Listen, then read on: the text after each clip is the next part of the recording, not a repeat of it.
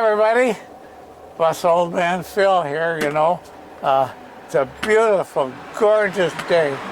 November 23rd, I think it is, or the 24th, or the 36th, or the 42th. I'm not sure of the date, but it's late fall, and here we are, a beautiful, warm day in Columbia Heights, Minnesota, and somebody requested I tell a story about my marriage. I don't think you know what you're in for, but here it goes. Now, Cookie and I have been married since February of 1989. It was some Saturday in February, maybe the second Saturday. I'm not sure, I don't remember, and I can't find the paperwork. But we were married at Central Lutheran Church in downtown Minneapolis, Minnesota on that Saturday. The reception, I had very small reception at my house. And one thing that was interesting, I thought, was the first person I ever worked for was still alive and came to our reception, our party. And the person I was currently working for was at the party. The first job I had was in 1952, and this guy was 103 and still drove, didn't wear glasses. He was deaf as a duck most of his life, but I remember that. I once thought about buying a bullhorn so I could communicate him.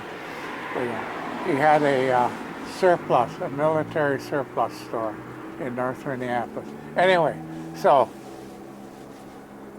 it was about 1987, and I was starting to get lonely. My second wife had left in 1980, and I was kind of getting a hankering, and I wanted to be married again, and I wanted to marry a young Asian chick.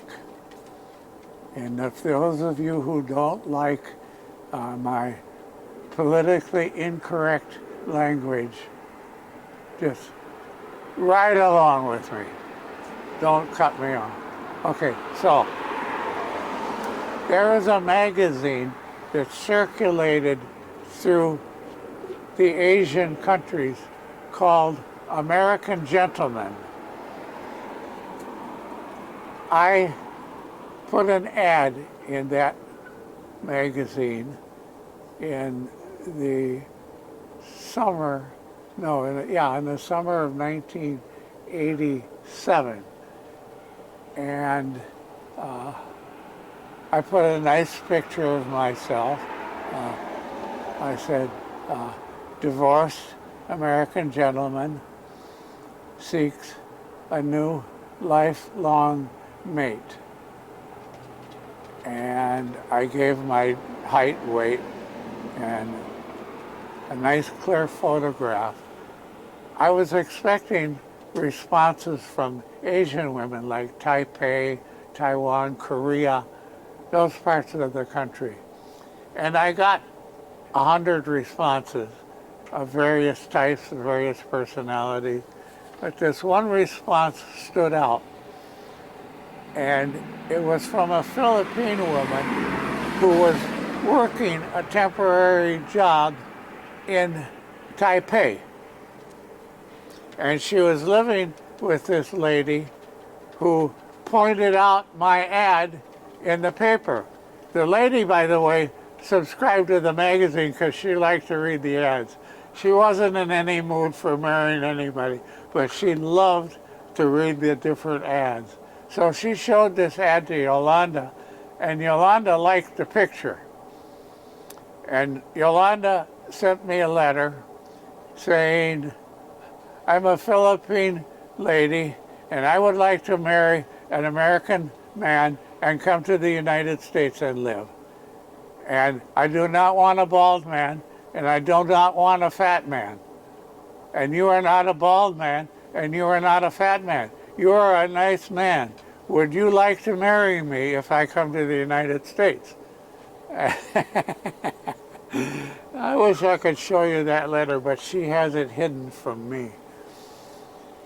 She doesn't think it's funny now. So I wrote back and I said, yes, I would like very much to talk to you. I would enjoy having you come to the United States and be my wife.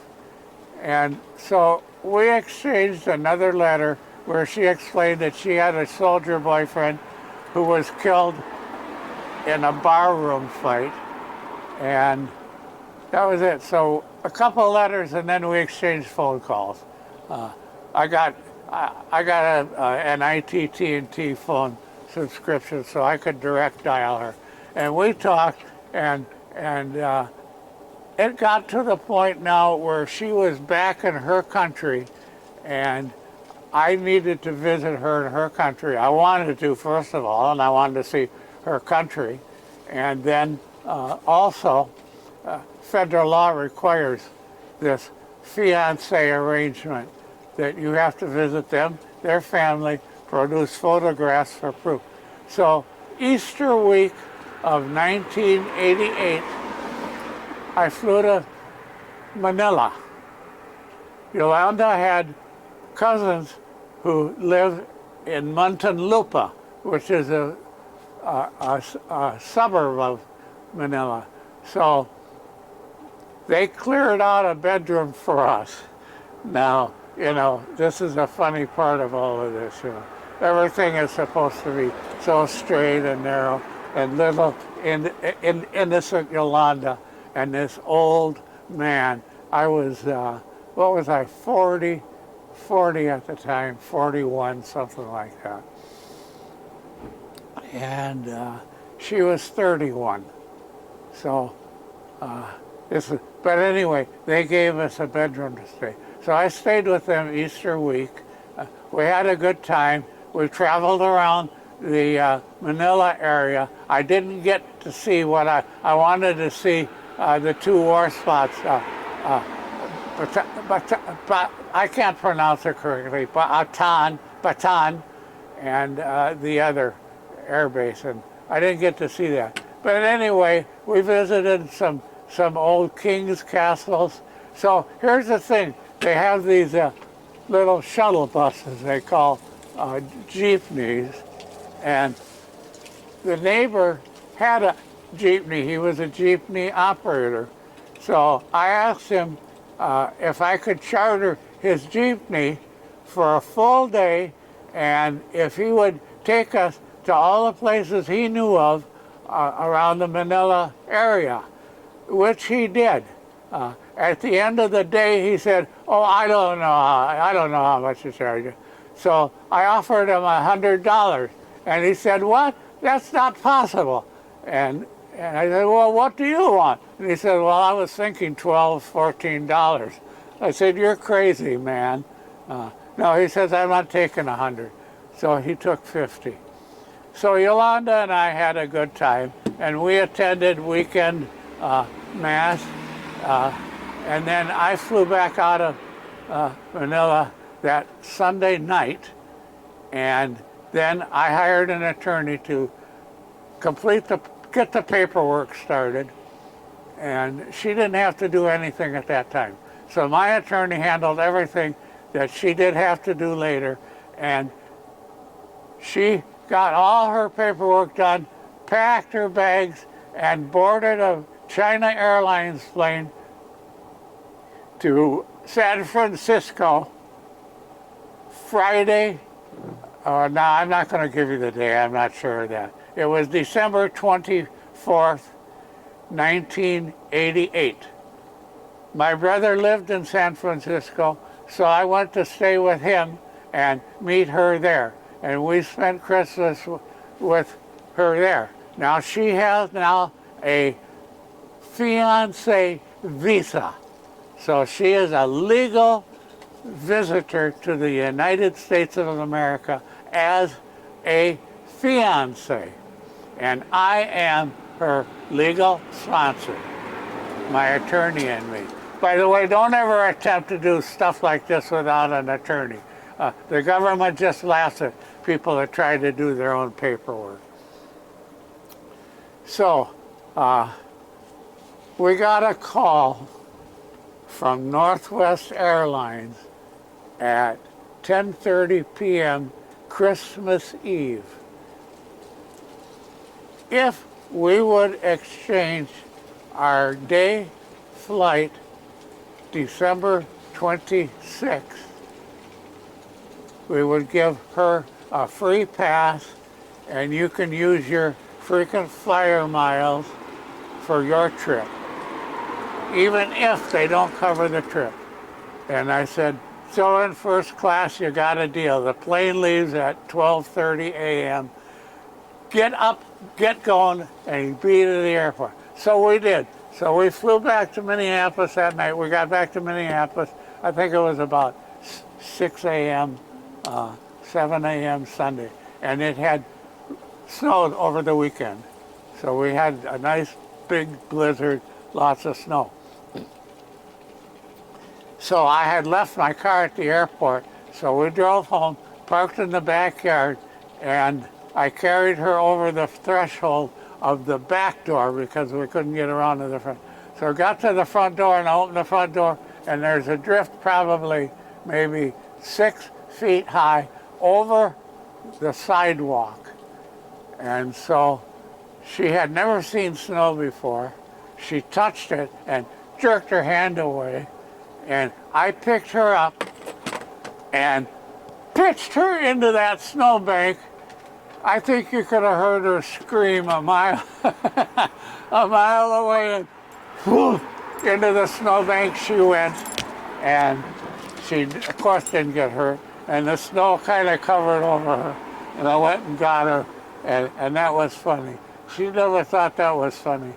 Anyway, so that was the beginning of our life. And then that following February, we were married at the church and began our life in that house. And she was kind of a funny, kind of a squirrely, airhead, Gracie Allen type.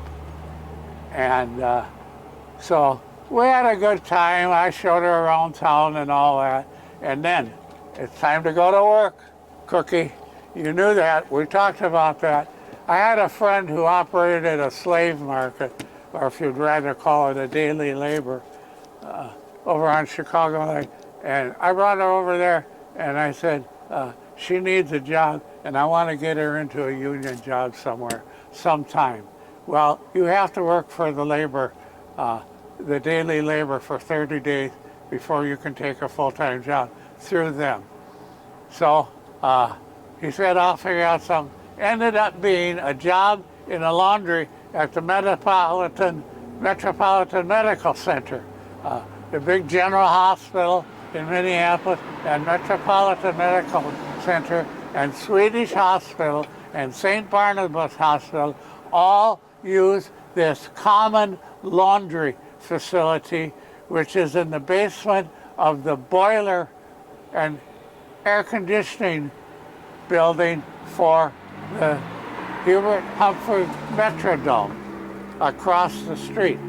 So the laundry was set up there because of availability of steam and hot water, and it was next to the Metropolitan Medical Center and across from General Hospital. So that all worked good. And that was a union shop.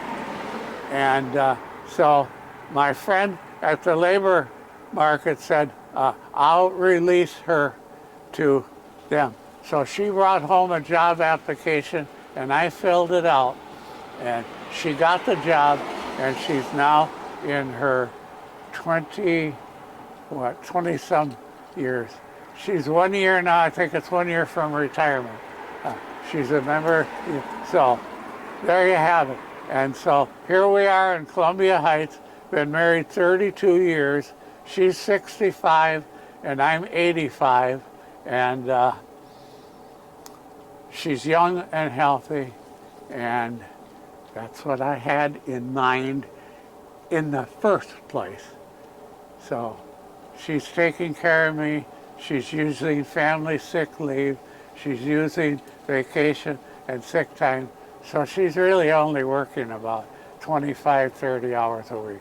And it's working out good for me. So that's how I met and married my current wife. Now, if you want to know something, that's how I met and married my second wife. But I brought her up here from Los Angeles, and her family was in LA, and she wasn't comfortable at all here. So I had to let her go. So it's nice to be here. There was another request for the cooking the chicken. I'm going to put that off right now. It hurts to stand up and move around. So I'm going to wait till I feel better. And then I'm going to do one on soldering wires. And I just don't happen to have any old bus wires around here. And I haven't been at the garage for 6 months. But I have to get the wire to work on, because that would be the situation that I would expect you to be wondering about, is how to solder the old corroded wires on your bus. Because many times soldering wires together saves a lot of extra work if the wire is okay otherwise. So I'll get to the soldering of the wires, and I'll get to the cooking of the chicken. And also I have a bus story to tell, and that'll be the next video. So that's it. That's my getting married story, and I'm glad I had the chance to tell it. Thank you for asking. I don't remember who it was, and I don't know if you really want me to acknowledge that on the public YouTube anyway. So I love to hear your comments, and I love the thumbs up. I'm not going for any big goals or anything, but I really appreciate the comments. I read them all. I consider like I'm right there in the room with you, talking with you. So leave comments, leave requests if you think of something, and I hope one day I can get back to doing some bus work. We'll see how it goes.